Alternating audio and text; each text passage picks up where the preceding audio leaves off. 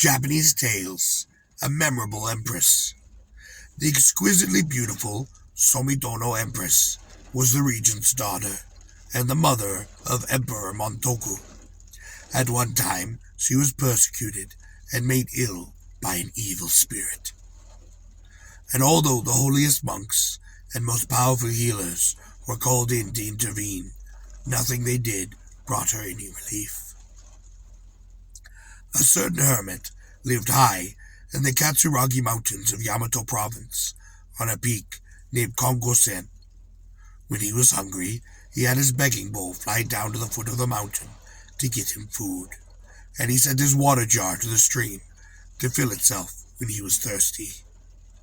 The wonders he worked spread his fame both far and wide, till it reached the ears of the emperor and his father-in-law, the regent. They decided that the hermit should pray for the empress, and issued an order to him that he be brought to court. The hermit did his best to refuse, but it was hard to turn down a direct summons from the emperor, so he finally went. His prayers certainly did work, because he had no sooner begun than one of the empress's lady-in-waiting went quite mad and began uttering the most strangest cries. Next, the spirit possessed her, and she ran about screaming. The hermit then redoubled his efforts, and bound the woman with his spells, and threatened the possessing power till an old fox staggered out from the breast of her robe, in no condition to run away.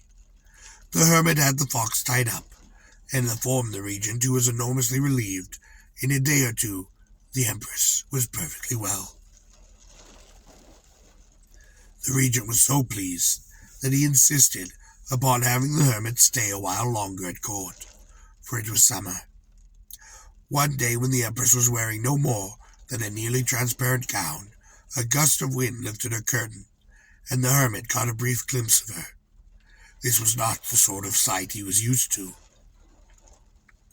and the vision of so lovely a woman made his heart pound and his innards crumble to dust.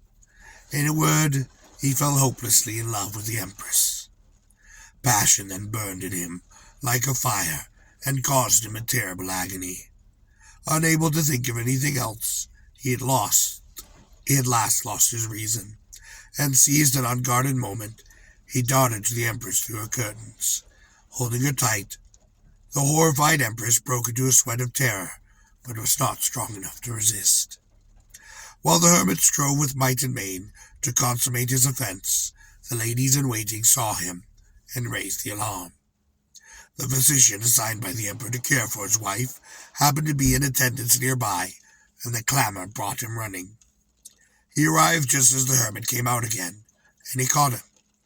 Next he informed his majesty, who of course was furious, and threw the hermit into prison. The prisoner would speak with no one.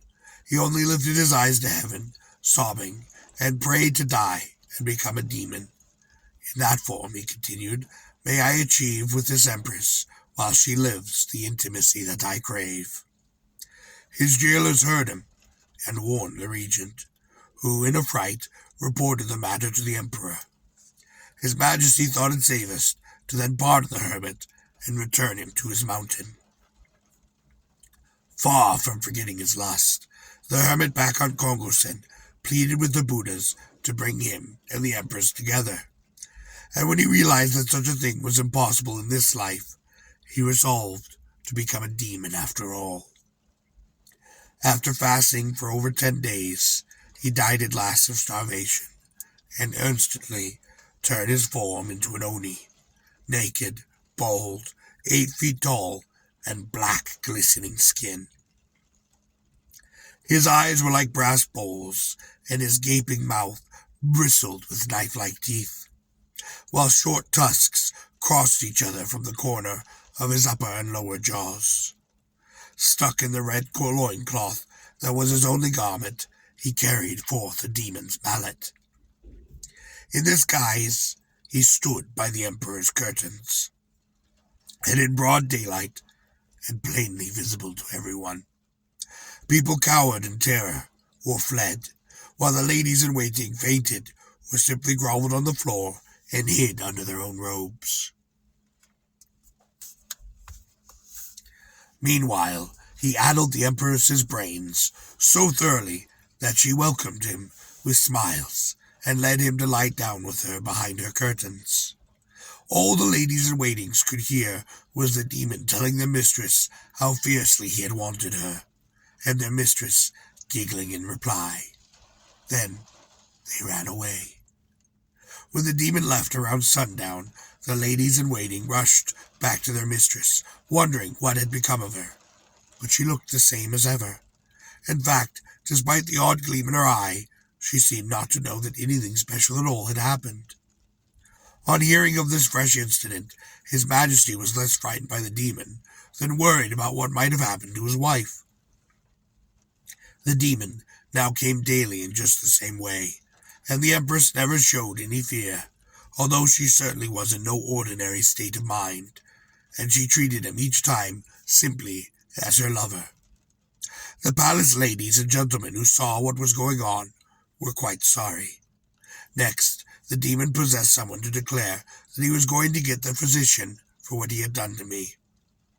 The terrified physician soon dropped dead, and all 4 of his sons went mad and died.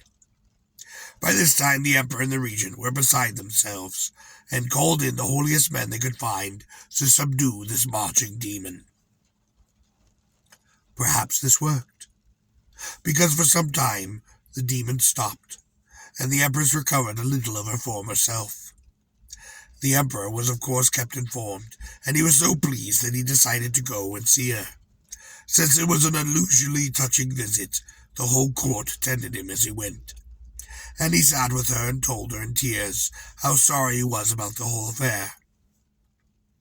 She herself was moved, and in fact seemed quite her old self.